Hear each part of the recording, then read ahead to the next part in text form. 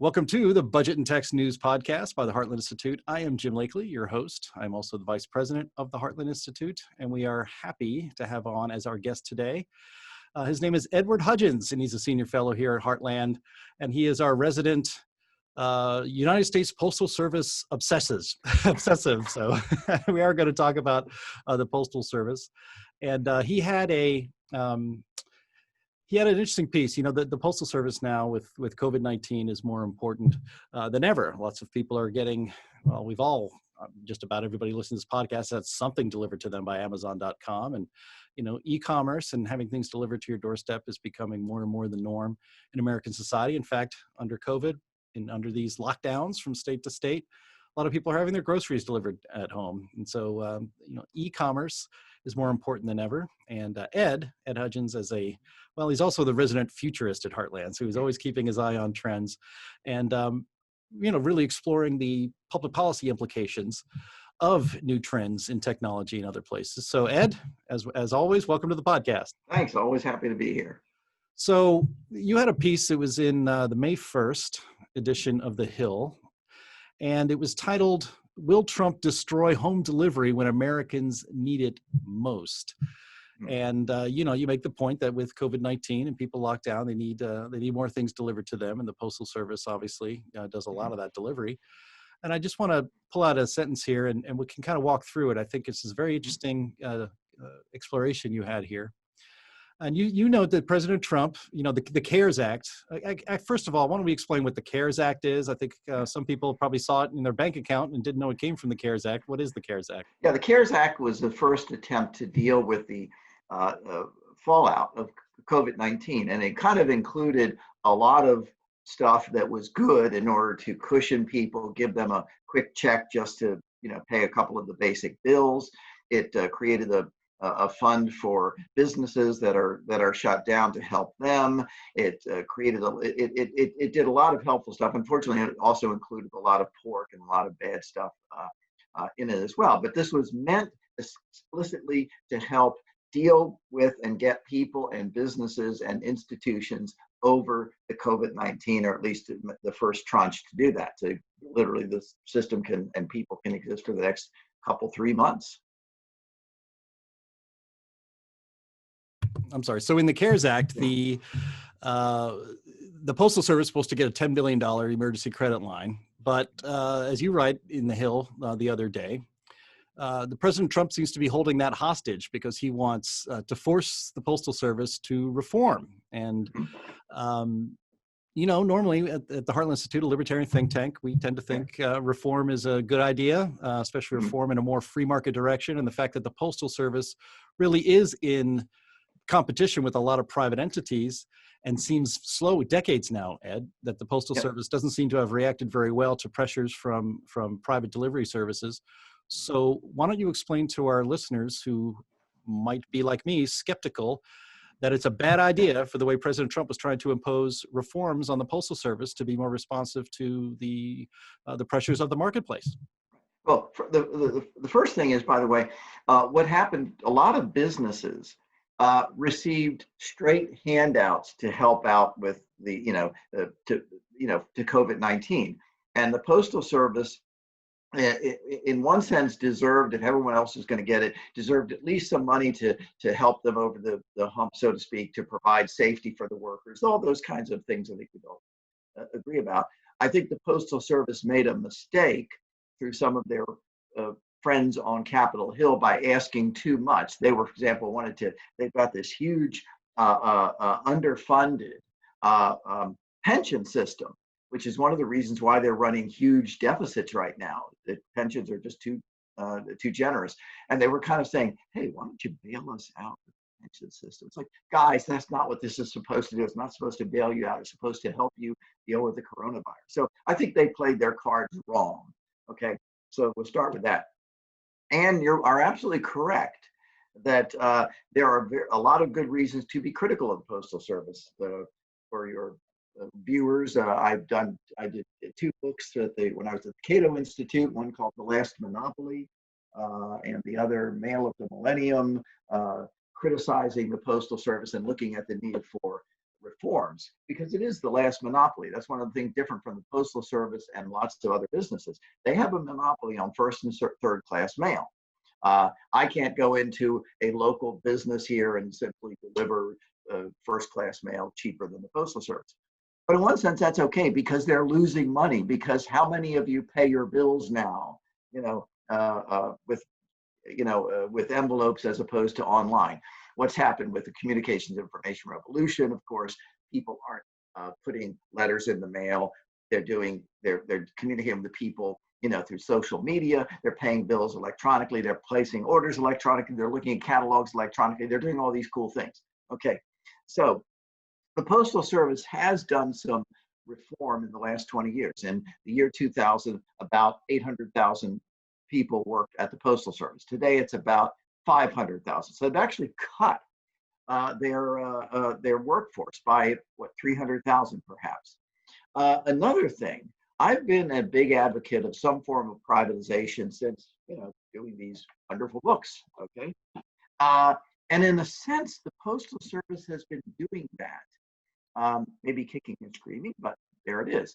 What's happened is, from the time that you perhaps put something in the mail in your mailbox and you get something at the door, a lot of that stuff in between, so to speak, the processing, the transportation, the sortation, and all of that, a lot of that is now being done by private providers through work sharing, through contracting out.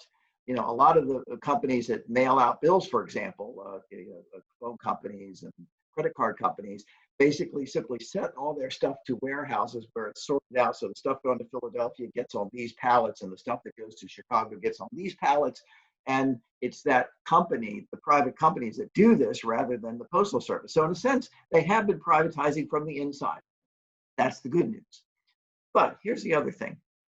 The only place the Postal Service at the moment is actually not bleeding money is package delivery, because of eBay, Amazon, and all of these other companies that basically use the Postal Service in part to get your package to the door. And now, by the way, the Postal Service by law must charge Amazon or eBay or whoever is using the Postal Service for packages. They must charge, number one, direct cost, the cost of the letter carrier coming to your door to give you the package, and the indirect cost, which is the post office building's going to be there whether they're delivering or not. So they have to pay some of the overhead. They're required by law to pay about 5% overhead. They pay about 20% right now. And so if you look at package delivery, it's the only line in the Postal Service budget where you actually see it going up each year because of the packages. It's the one part of the Postal Service. Yeah. Let me that's right. Let me stop you right there. Is Sure. that because you quote Donald Trump in your piece here, and you say that Trump is targeting Jeff Bezos, and it could be a personal thing, could not. But he said, quote, "The Postal Service is a joke because they're handing out packages for Amazon and other internet companies, and every time they bring a package, they lose money on it," unquote, from the president. But you say on Postal Service economics that he's entirely wrong. I mean, that's right. But I'm getting, I get free delivery from Amazon. So, I'm Amazon Prime, so I get free delivery. So why is Trump wrong that the Postal Service is losing money every time they bring a package? Well, first of all, you got free delivery, and you just said you're a member of Amazon Prime like me, right? Right. And you pay each year for that, don't you? Oh, so, sure. I mean, it's not free. Nothing's free. Yeah, of course. Friedman says there's no free lunch, right? But I don't worry about it, and I get the videos too, so it's all part of something I want. Videos too. See, I just got this yesterday, and I've got another book right here from Amazon the day before. Isn't that nice? So I get lots of stuff by Amazon. But the reason he's wrong is, first of all, as I say, by law, the Postal Service has to charge. They have to get enough to cover their basics, and they do that. Now, do they give Amazon a discount? Well, what do you do for your best customers? Of course, you give them some discounts, but you still have to cover all your costs by law. And the Postal Board of Governors has to certify that. And there was a court case a couple of years ago where UPS sued the Postal Service, and the judge said, "Yep, you guys did it the way you were supposed to. The Postal Service did the way they're supposed to." Here's the problem. the one thing the Postal Service, at least for the moment, still does efficiently. So if you want to talk about privatizing, I'm all for talking about that. But right now, carrying the package to your door is something they do fairly efficiently, because they do have this network, and so you have infrastructure and network conditions that allow them to do that.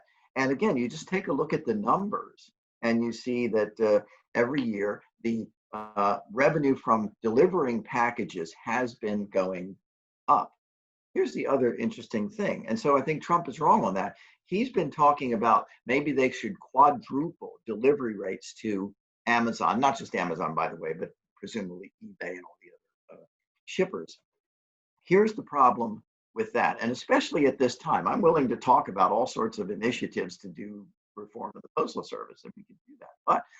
But right now, first of all, with Americans unemployed, out of work, with a lot of businesses out there in the heartland, if I could coin a term, that can only exist because they serve their customers by mail, because the customer can't walk into the store because it's closed.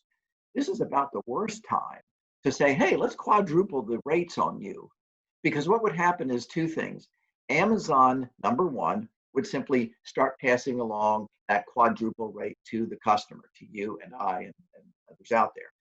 And the same thing, by the way, for the independent companies that basically use Amazon, and they don't get free shipping, they charge shipping.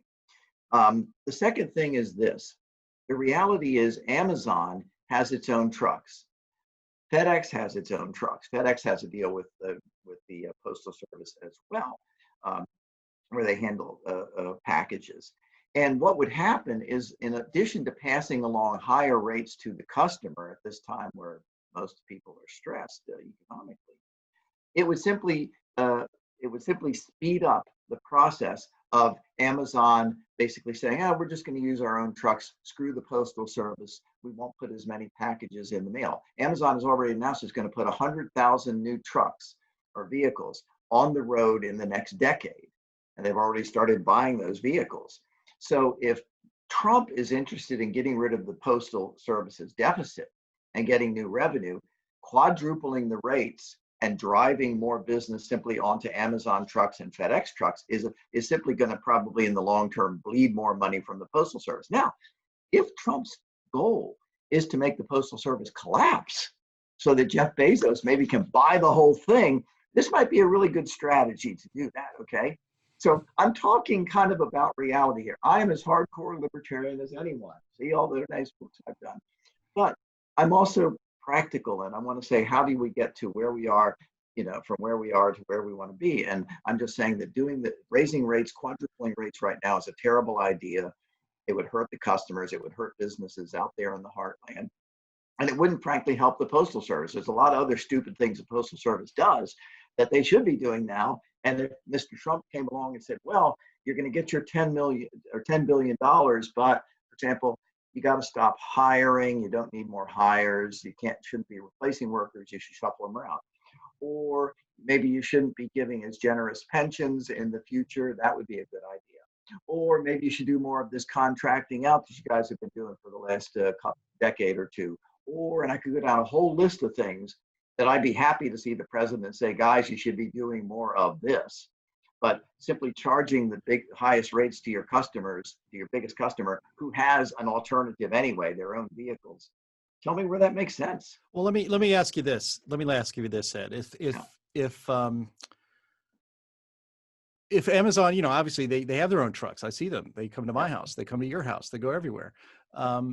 If it's the case that Amazon is already got their own fleet of trucks out there, and I imagine those fleets are going to be growing, isn't package delivery by the U.S. Postal Service doomed anyway? Because the reason Bezos would invest in those trucks was because delivering them himself instead of going through the post office is what makes the most economic sense. So, bailing out the Postal Service, just seems to me, at some point, you have to stop that, because either they get out of the package delivery business because they can't compete on price, or they just go to envelope. Who knows what happens? But there's a reason Bezos is investing in all these trucks, and it's because obviously he's finding it cheaper to do it himself than to rely on the Postal Service. What happens there?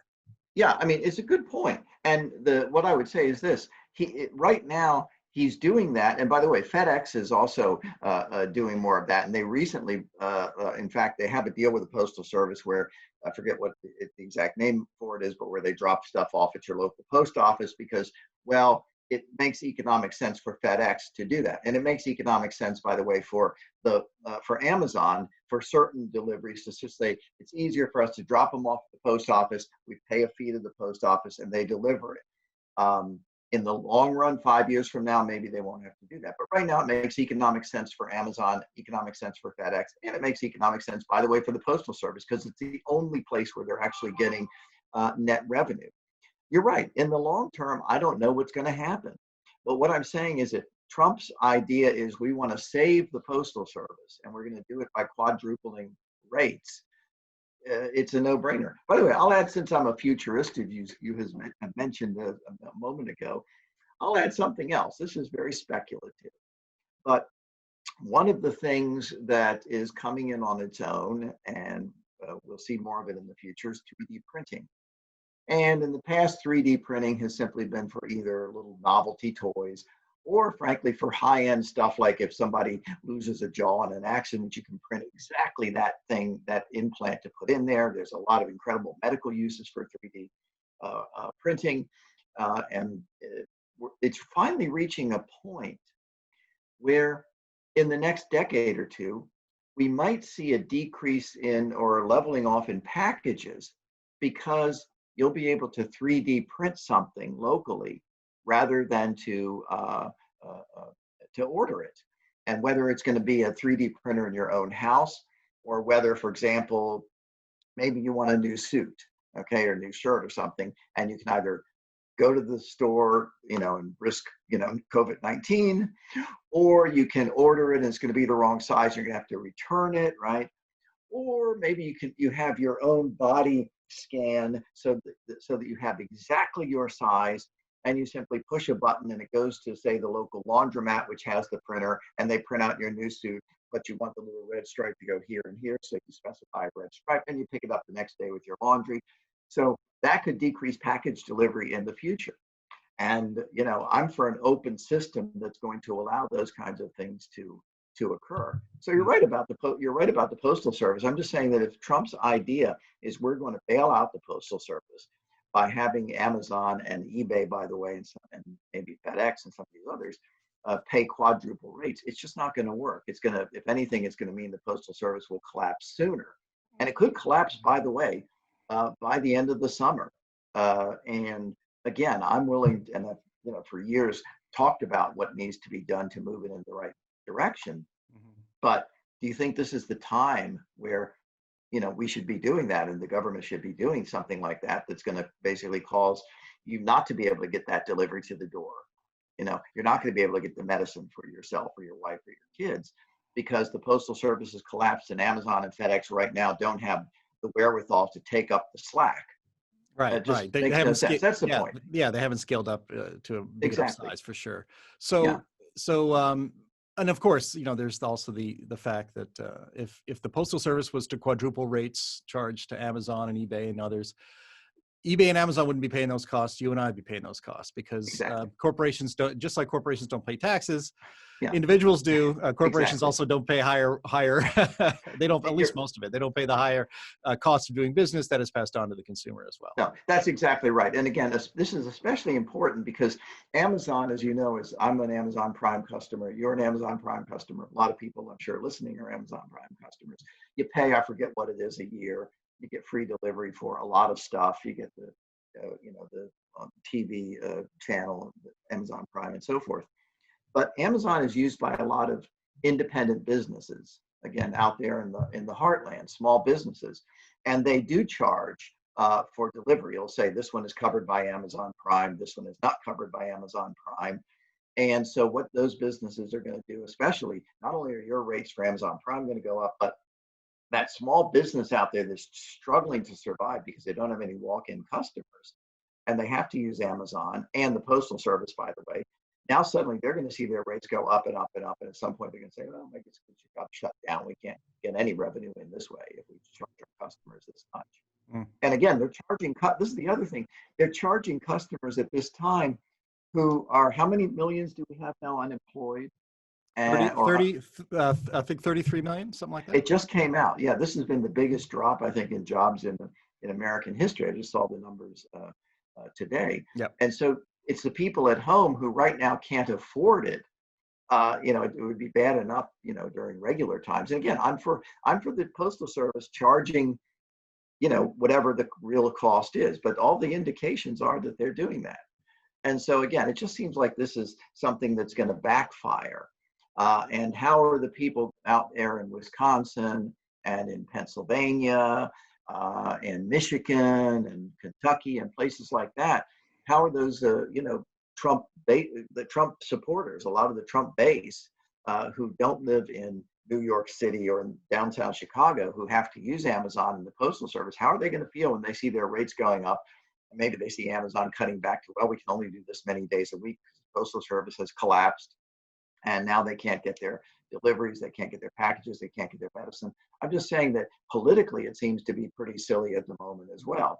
Wait for this whole thing to be over, and I'm all happy to go after the Postal Service for, some of the stuff where they should be doing reforms. I testified before the Postal Board of Governors sometime late last year. And Yeah. so, yeah, I'm all happy to do that. But let's be smart about this. And again, the thing is, e-commerce is wonderful. It's great. I want to see it ushered in, and I want to see it growing and growing. I just want to see it done in a smart way rather than something that's really going to be disruptive. Like, let's shut the Postal Service down in the next couple or 3 months, and then we'll just see what happens. Yeah, well, we've shut the entire economy down, and we decided to see what happens. And what happens is 33 million people unemployed, 14%, the highest unemployment rate since the Great Depression. As a matter of fact, I looked this up this morning, Ed, as a student of history as you are. Mm-hmm. The stock market crash was 1929. October. It took 2 years for the unemployment rate during the beginning, after the beginning of the Great Depression. It took 2 years from the stock market crash for the unemployment rate to reach what it is now. We have instantly thrown 33 million people out of work and went from a full economy. We had full employment economy. Unemployment rate was 3.5%. Anything under 4% is considered full employment. We went from one of the greatest economies in American history to the worst economy in American history in 8 weeks. Nothing like this has ever been seen before in America, for sure. No, I mean, that's the startling thing about this is literally in January, when the president made his State of the Union speech, it was nothing but good news about the economy, about commerce. And by the way, I want to say that I did one of my most ill-timed op-eds, and you as the media communications director can certify this. One of my worst-timed op-eds I did at the end of February. This was just before everything hit the fan. And that op-ed, which I think was a wonderful op-ed, but was on basically calling for a détente between President Trump and the tech companies, because the president, on whatever that date was, did a shout out to what he called the $1 trillion club. He said, they have MAGA. Who is the $1 trillion club, and why did he have this shout out? It was because Google, Amazon, Microsoft, and Apple on the stock market had $1 trillion valuations each. If you took a look at those four companies, I think they had just their valuation was bigger than the whole economy of like Japan or something like that. And so I thought this was great. The president is coming out and saying something nice about these tech companies that are leading the economy on, right? And so, yes, look, we know Bezos owns the Washington Post, and the Washington Post is sometimes not fair to Mr. Trump. Okay, let's admit it right on here. Once in a while. Once in a while. And sometimes Google has been known to maybe not do what we'd like with their search engine, and you can kind of go down the list. But he had said something very good about him. He said, "Congratulations, guys." And I said, "Hey, this is wonderful. Now maybe they'll understand that a free market is a good thing. And maybe they shouldn't be bashing, the people who are putting forward all these free market ideas." And maybe the president in return will say, hey, maybe I'll stop bashing them and we can all realize we're in this together. The free market works. We're making money. We're making jobs. Isn't this wonderful? And I came out with this piece and I thought it was one of the best pieces I ever did. And everything hit the fan. But the point is, we do need these companies. I mean, they are the ones that have been driving the economy. And, I'd rather see them wise up and understand, look, you guys have to get on board with the free market. And by the way, one of the things I mentioned in that piece I think is very important is the China threat. And this is something that maybe the president should think about in terms of what he does with Amazon and as well as the other tech companies. I have been one of the big supporters of free market reforms in China. In the late 70s, one of the best things to happen to China was Mao Zedong died. He was a bloody, ruthless tyrant. He died, and then the Chinese started to implement free market reforms. They went over the decades that followed, the 30 to 40 years that followed. Their economies really started growing. They started allowing entrepreneurs to become millionaires and billionaires and actually keep their money. So they have become a tech leader. They've been a leader in a lot of other ways. They reduced, in 40 years ago, I think it was something like 9 out of 10 Chinese lived in abject poverty. Today it's 1 out of 10. That's a pretty good reversal because of free markets. I had a lot of hope for China. And you know what they've done lately? Well, the COVID-19 virus, I think, indicates the problems with a communist country. They're a closed economy, they're a closed society still in many ways. They put into effect this so-called social credit system. They have cameras everywhere. And so if you don't toe the Communist Party line, well, you don't get to travel, you don't get the job, et cetera, et cetera. And I'm thinking that this is potentially going to kill the goose that has laid the golden Chinese eggs. Yeah. It also means that we have to be very careful and understand that China in many ways is ahead of us in, for example, training scientists and training some engineers. That's one of the reasons why we have so many immigrants working in our tech companies.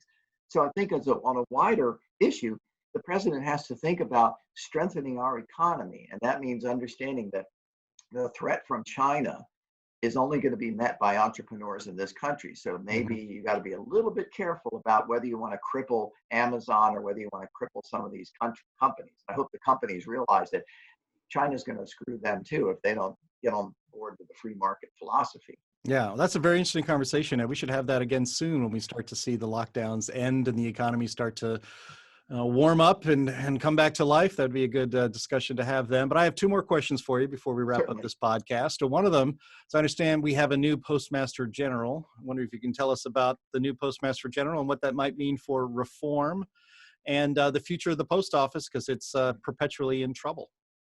That's true, and unfortunately, the new guy is Louis DeJoy, and he's a North Carolina businessman. He's a major fundraiser for the Republican National Convention in Charlotte, North Carolina. He doesn't have any background, as far as I know, in the Postal Service. A lot of the former Postmaster Generals, some of them in the last 20, 30 years have been very good. Some of them have not so good. He doesn't have really a background, and it looks like the reason why he was selected is because he wants to support the Trump agenda, which unfortunately includes quadrupling the prices of package delivery. And so it's going to be, now here's the other interesting thing. There's supposed to be 9 governors of the U.S. Postal Service. There were only 5. They finally got a quorum last fall, and they had 3 Republicans and 2 Democrats. And then one of the Democrats just stepped down, so they don't even have a quorum at the moment. And so that's going to be a bit of a problem, and it might be a problem getting him approved because the Senate has to give advisory consent.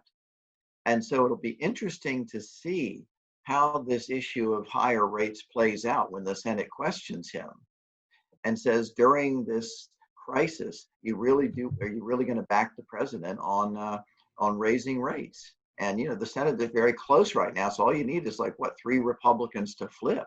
Yeah. And so it's going to be very interesting to watch. What I'm hoping is that they will have a serious discussion about the future of the Postal Service. Because again, I could do a whole podcast where I talk about the problems of the Postal Service. I've given some of them right here.